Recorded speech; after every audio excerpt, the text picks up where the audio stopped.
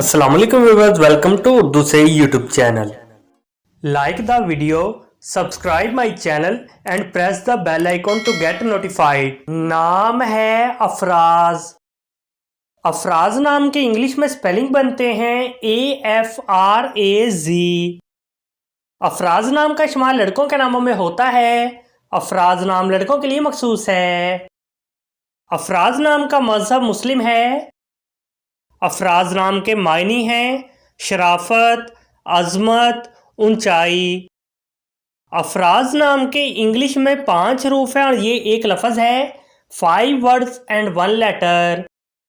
अफराज नाम के उर्दू में 5 हरूफ हैं और ये एक लफ्ज़ है। अपने नाम का मीनिंग जानने के लिए कमेंट बॉक्स में लिखिए। चैनल को सब्सक्राइब कीजिए, वीडियो को लाइक और शेयर कीजिए। Thanks for watching.